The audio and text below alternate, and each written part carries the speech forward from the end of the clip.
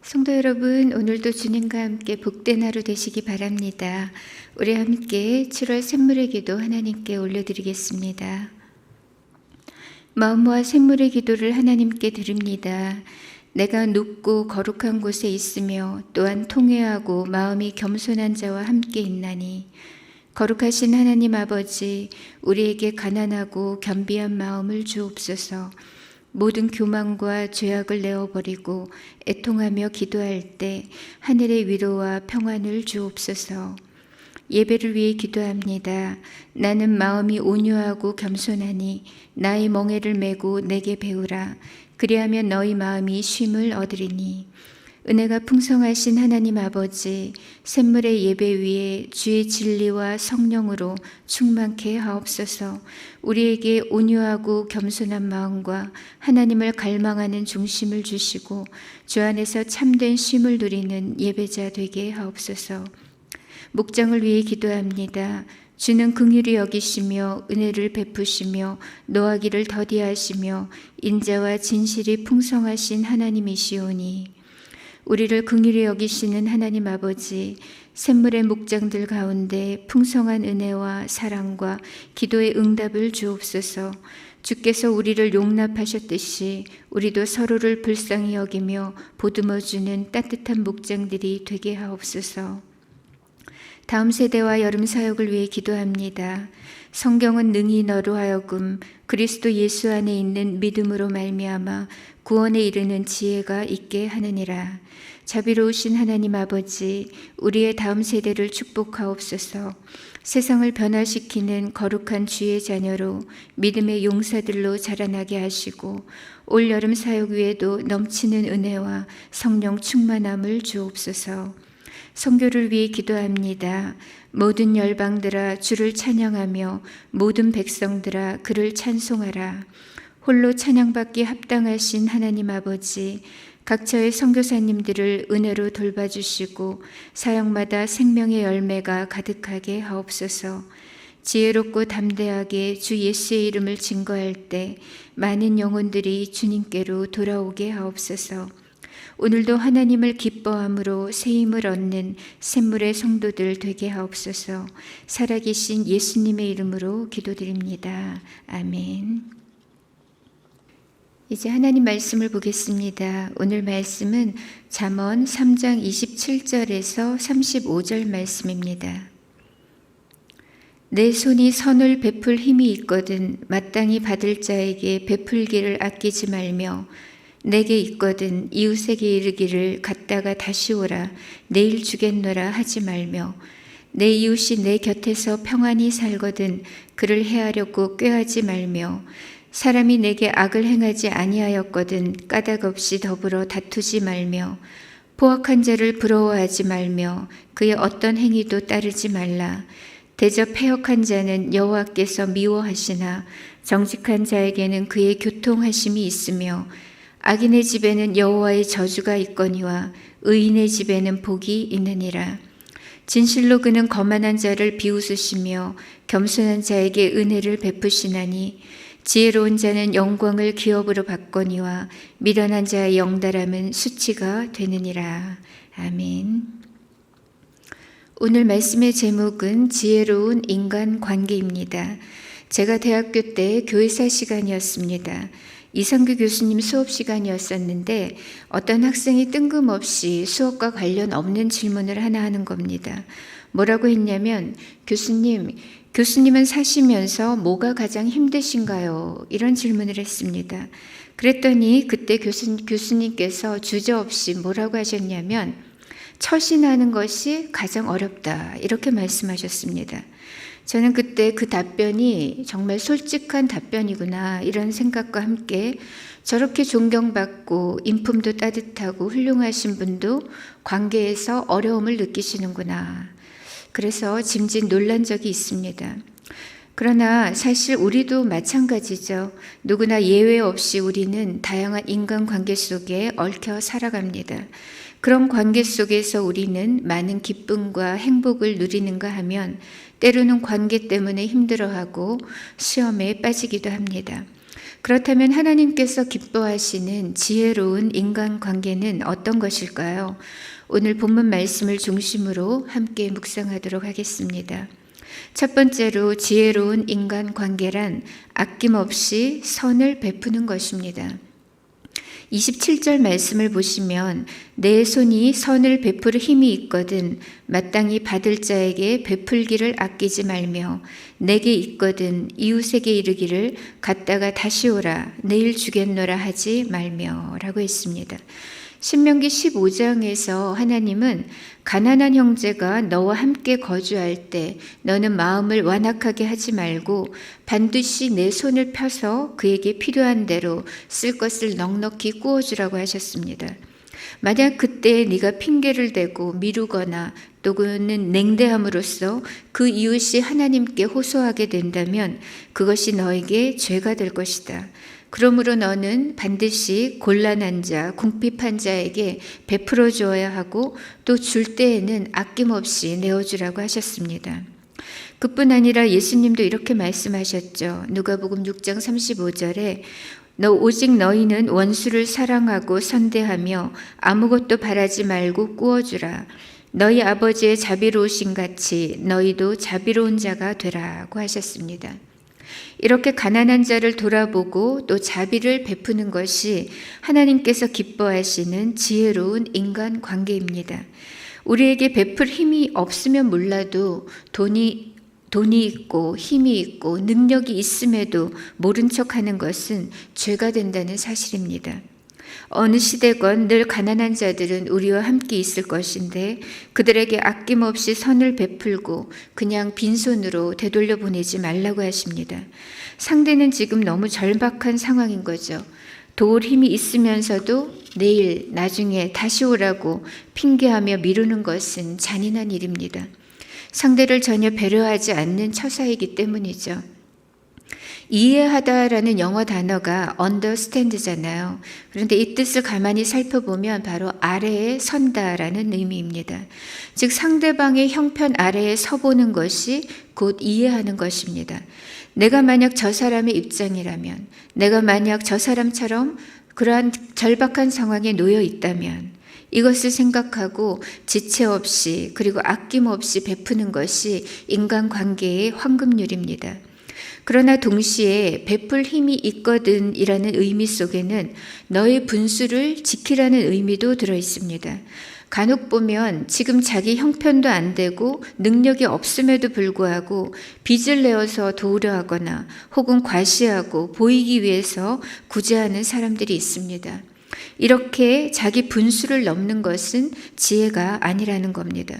지혜로운 구제는 올바른 분별력을 가지고 자신의 삶의 규모에 맞게 하되 할 수 있다면 아낌없이 또 즉각적으로 선을 베푸는 것입니다.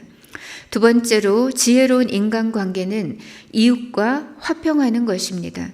29절 이하를 보겠습니다. 내 이웃이 내 곁에서 평안히 살거든 그를 해하려고 꾀하지 말며 사람이 내게 악을 행하지 아니하였거든 까닭 없이 덤불어 다투지 말며. 즉 이웃을 해하려 하면 안 됩니다. 또 이유 없이 다투어서도 안 되죠. 사실 하나님께서 우리에게 주신 그 10계명의 절반은 이웃과의 관계에 대한 말씀입니다. 살인하지 말라, 간음하지 말라, 도적질하지 말라, 이웃에 대하여 거짓 증거하지 말라, 내 이웃의 집과 그 소유를 탐내지 말라. 이러한 계명들은 모두 지혜로운 인간 관계에 대한 말씀인 거죠. 한마디로 이웃에게 악을 행하지 말고 그들과 화평을 이루면서 살라는 겁니다. 이것이 하나님의 뜻입니다. 그렇다면 우리는 왜 이웃과 화평하기 어려운 것일까요? 그 이유의 대부분은 우리의 시기와 질투, 또 욕심과 정욕 때문입니다. 사울왕이 그토록 다윗을 죽이려고 했던 것은 바로 그의 어리석은 질투심 때문이었습니다. 다윗도 마찬가지죠. 그는 그의 충신 우리아를 자신의 정욕 때문에 죽게 했습니다. 오늘날 끝없이 들려오는 충격적인 뉴스의 대부분은 다 이웃들을 해치는 일들로 가득 차 있습니다. 그러나 하나님께서 우리에게 요구하시는 지혜로운 삶은 하나님을 사랑하고 이웃과 더불어 화평을 이루는 것입니다. 이 일을 위해서 예수님께서 이 땅에 오셨고 십자가를 지셨습니다. 예수님께서 화목제물이 되신 것은 우리의 죄 문제를 해결하심으로 우리로 하나님과 하나가 되게 하시고 또 예수님 안에서 우리 서로가 또한 하나가 되게 하시기 위함이었습니다. 예수님은 화평하는 자에게 복이 있다고 하셨죠. 그리고 세상은 우리가 서로 사랑하며 하나가 되어 화목을 이룰 때 우리가 하나님의 아들이며 또 그리스도의 제자인 것을 알게 됩니다. 화평은 성령의 열매인 동시에 구원받은 성도의 마땅한 의무이기도 합니다. 그래서 히브리서 12장 14절에서 이렇게 말씀합니다. 모든 사랑과 더불어 화평함과 거룩함을 따르라. 이것이 없이는 아무도 주를 보지 못하리라.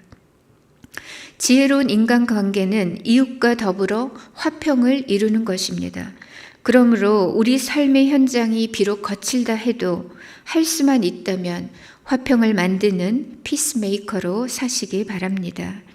마지막으로 이런 지혜로운 인간관계를 위해서는 무엇보다 먼저 하나님과 교통해야 합니다.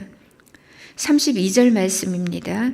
대저 패역한 자는 여호와께서 미워하시나 정직한 자에게는 그의 교통하심이 있으며, 즉 지혜로운 인간관계가 가능하려면 기본적으로 가장 먼저 하나님과 화목해야 합니다. 하나님과의 사귐이 전제가 되어야 하고 하나님과의 교통이 현재 진행형이어야만 올바른 이웃과의 관계도 가능해집니다. 앞서 우리는 지혜로운 인간관계란 아낌없이 선을 베푸는 것이고 또 이웃과 화평을 이루는 것임을 살펴보았습니다. 하지만 여기서 인간관계라고 해서 인간에 국한된 문제라고 보시면 안 됩니다. 지혜로운 인간관계는 하나님께서 기뻐하시는 인간관계를 의미합니다. 성경적인 부부관계의 원리는 남편과 아내 각자가 하나님 안에 거하는 데서 출발합니다. 각자가 모두 하나님을 향해야만 하고 또한 각자가 하나님과 깊이 교제하며 교통할 때 비로소 두 사람 사이에도 행복한 부부관계가 이루어질 수 있습니다. 마찬가지로 지혜로운 인간관계도 또한 철저하게 하나님 안에 있을 때 먼저 하나님과 화평을 누리고 하나님과의 그 사귐과 교통 가운데 있을 때 가능해지는 것입니다. 하나님은 우리에게 포악한 자를 부러워하지 말아라. 그들의 악한 행위를 따르지 말라고 하십니다. 이웃에게 폭력을 행사하는 자는 이러한 자를 향해서 하나님은 패역한 자, 미련하고 거만한 자, 악인으로 간주하십니다. 그래서 그러한 자들은 하나님의 미움의 대상이 되는 것이고 결국 그들은 하나님의 저주와 수치를 당하게 되는 것입니다. 반면에 하나님의 말씀을 따라 이웃에게 선을 행하며 화평을 이루며 사는 자들을 향해서 하나님은 정직한 자라고 부르십니다. 의인이라고 부르시고 겸손한 자, 지혜로운 자로 여기십니다. 그리고 이러한 자들에게 하나님이 복을 약속하셨는데 어떤 복을 주시냐면 하나님과 교통하는 복을 주십니다. 또한 그들에게 은혜를 베푸시고 장차 그들로 하늘의 영광을 기업으로 받게 하시는 겁니다. 그런데 이런 약속은 비단 오늘 본문에만 나타나는 것은 아니죠. 성경 곳곳에서 계속해서 이러한 복을 약속하고 있습니다.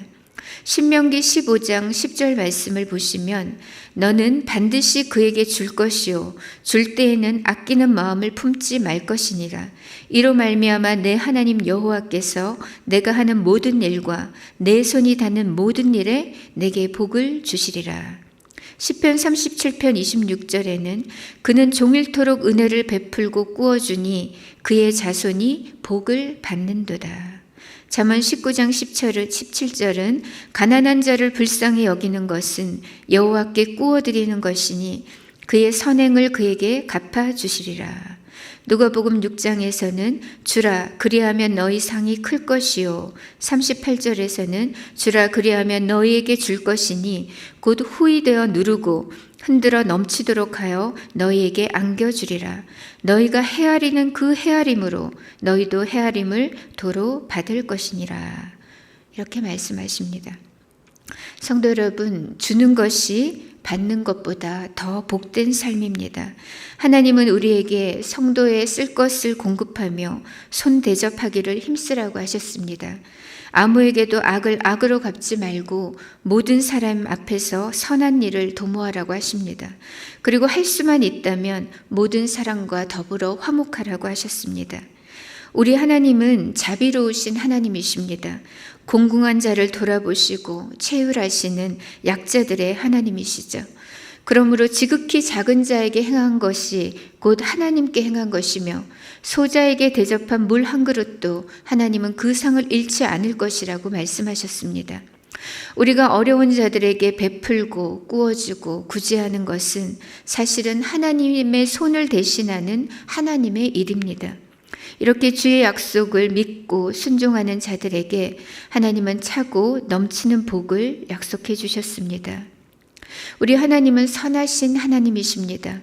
우리를 통해 하나님의 사랑이 흘러가기를 원하시고 하나님 안에서 참된 이웃사랑과 화평이 이루어지기를 원하십니다.